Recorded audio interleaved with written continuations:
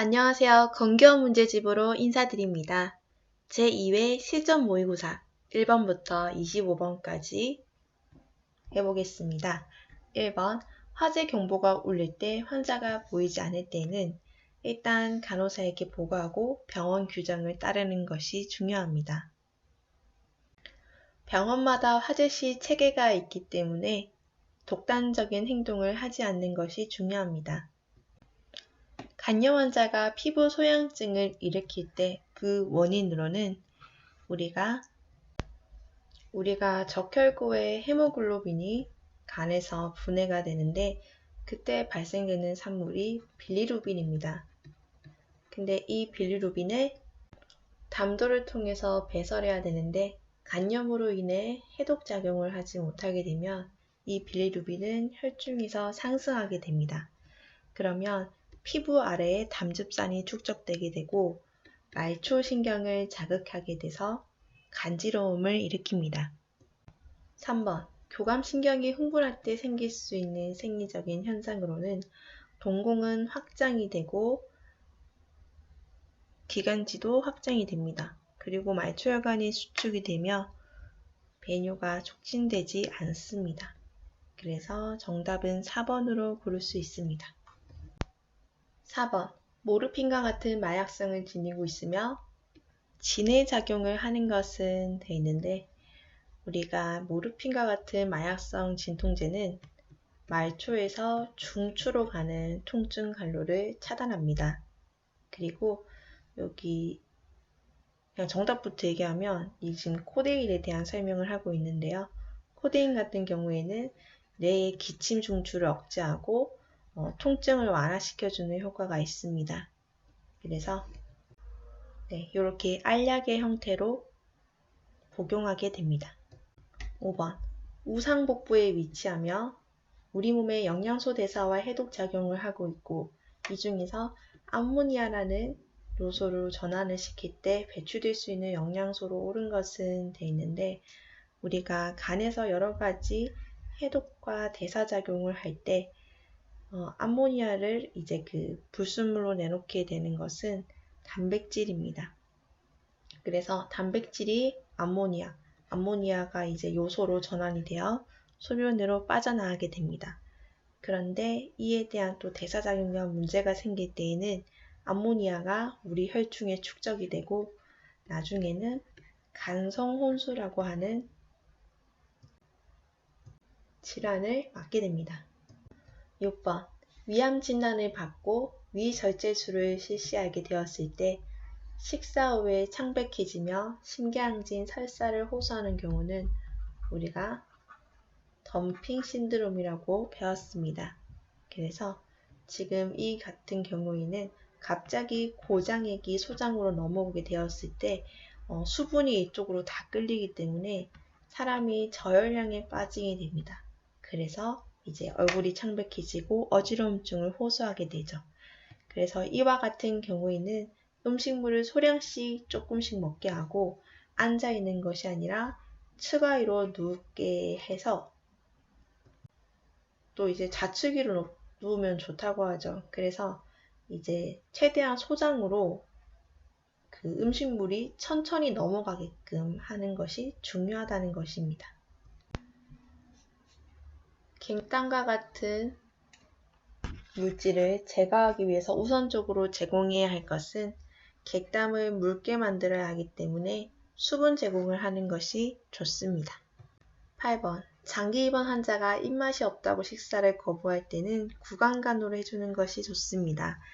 식전에 입안을 헹군다든지 평소에 구강간호를 해놓으면 이제 타액의 분비가 나오고 위액이 촉진이 되어 식용을 또 같이 촉진시킬 수 있습니다. 그리고 제 개인적인 생각에는 요즘 유튜브에 보면은 먹방이 그렇게 많이 나오잖아요. 다들 어쩌나 그렇게 많이 잘 드시는지. 그 중에 또 댓글에 보니까 어떤 분이 자기가 병원 생활 5년째인데 덕분에 식사를 너무 잘하고 있다. 이런 댓글들을 볼 때마다 어떻게 보면 이 먹방이라고 하는 것도 이 식사에 쓰일 수 있는 간호로도 쓰일 수 있겠구나라고 싶더라고요. 왜 그렇잖아요. 우리가 또 음식 잘 먹는 친구 앞에 두고 같이 먹으면 또 같이 잘 먹게 되는 것처럼 그런 것 같아요. 9번. 임신 초기에 나타날 수 있는 여러 가지 징후들을 혼돈할 수 있다. 이때 몇 가지만으로 확진을 내릴 수 있는데 이에 대한 것은 우리가 임신의 징후를 가정적 징후, 죄송합니다. 네,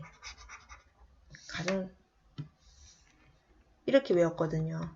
추가 확진이라고. 그래서 다시 보시면 추정적 징후,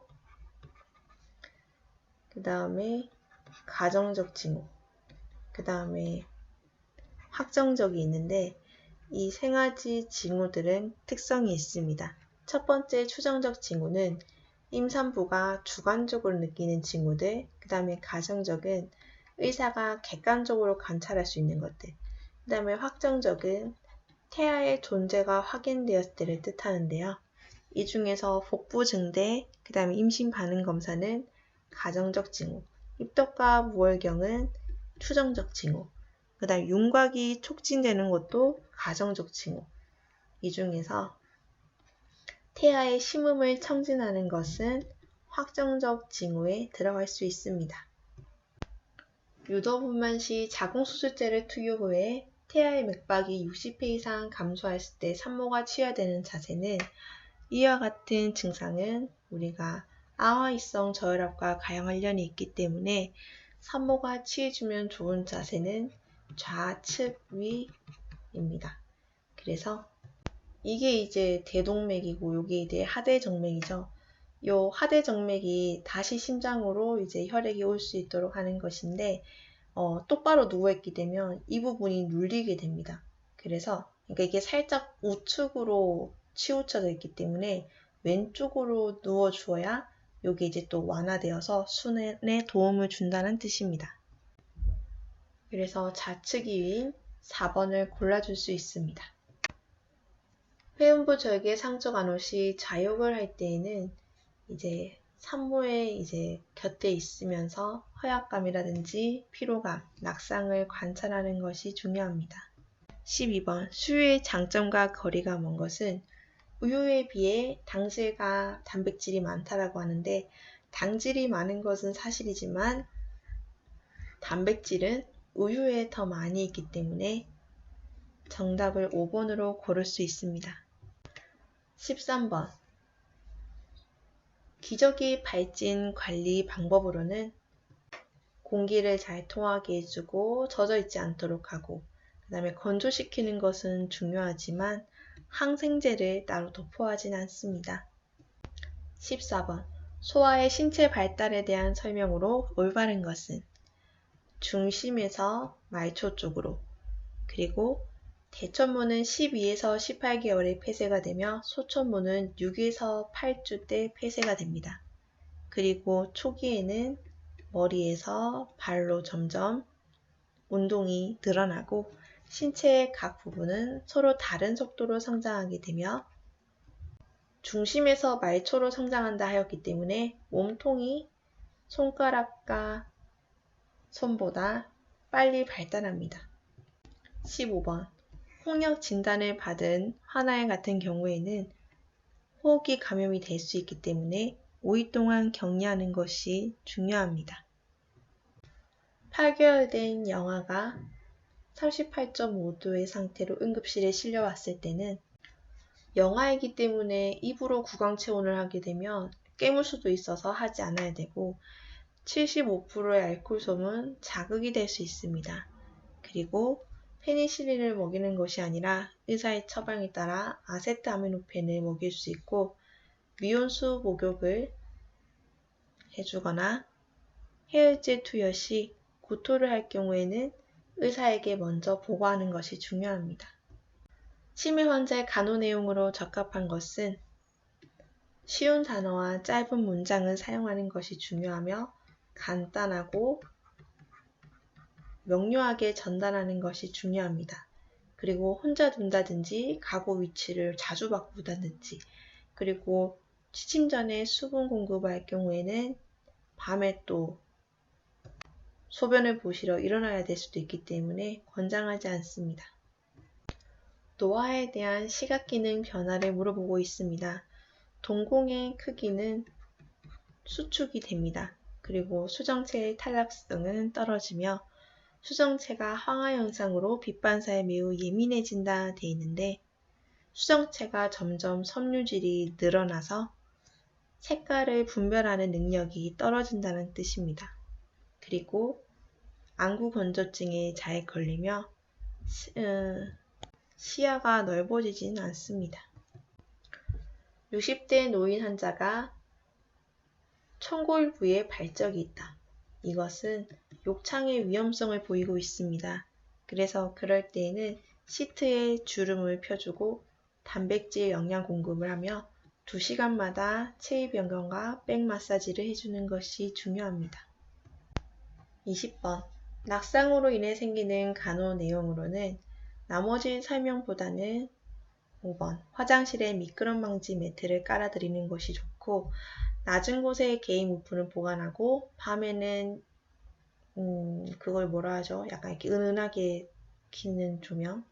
아유, 까먹었다.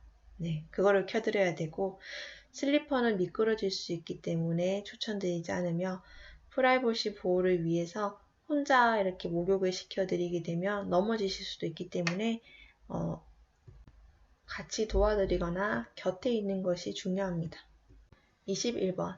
70대 여성이 요실금을 할 경우에 처치 방법으로는 수분을 아예 제한할 수는 없습니다. 일정량의 수분은 드리고 당장 뭐 도뇨를 막 이렇게 해드리는 것도 아니며, 4번. 정해진 시간마다 변기를 대드리고 케겔 운동을 알려드려 일단 자가적으로 할 수 있는 건강 유지를 먼저 하는 것이 중요합니다. 한 남성이 직장암 말기가 되었다. 하지만 당사자가 모를 때 간호조무사의 태도로는 그런 사실을 이제 본인 일이니까 막 알려드리기보다는 일단은 평소와 같이 간호사의 지시를 충실히 따르며 의료진이 직접 환자분께 전달할 수 있도록 해야 합니다. 간호조무사가 근무 시 사고 방지를 위해 가장 중요시 여겨야 할 것은 자신의 직무 한계를 아는 것이 중요합니다. 의사, 간호사, 그리고 모든 의료진은 자기가 할 수 있는 어떤 직업적인 영역이 있습니다. 가끔 개인병원 같은 경우에는 이제 서로가 할 수 없는 영역을 이렇게 막 뛰어넘거나 그로 인해서 사고가 생길 때가 있는데요. 그러면 이제 약간 그렇게 생각할 때 있어요. 아, 이거 의사가 시켰으니까 커버 쳐주겠지 하지만 막상 사고가 일어나면 네, 나 몰라라 합니다. 네, 진짜예요.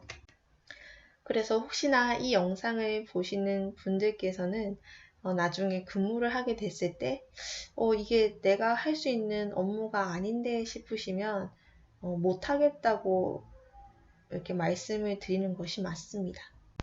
그렇게 말씀드려야 또 이제 환자를 지킬 수 있는 방법 중에 하나일 수가 있겠죠. 24번. 뼈를 보호하고 골절 시에 뼈를 재생시키는 중요한 부위는 골막입니다.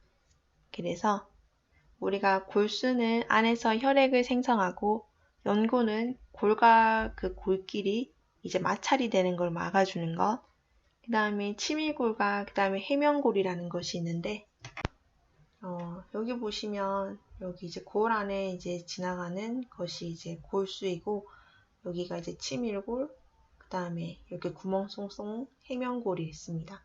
그리고 연골, 그리고 이 골막은 이 골을 감싸고 있는 막인데요. 이렇게 골막이 뼈를 감싸고 있으면서 뼈를 재생시키는 중요한 역할을 하고 있습니다. 25번. 숨을 쉴 때는 열려있다가 음식물을 삼킬 때는 기도를 덮어주는 기관은 정답은 5번을, 다시 5번을 고를 수 있습니다. 여기 잘 표현이 되어 있는데요. 여기 이제 후두개가 이렇게 존재하고 있으면 숨 쉴 때는 평소에 이렇게 있다가 음식물이 넘어갈 때는 이렇게 문을 닫습니다. 그래서 여기 앞쪽은 기도이고 뒤쪽은 식도인데 기도로 음식물이 들어가지 않게 하는 것이 후두개입니다.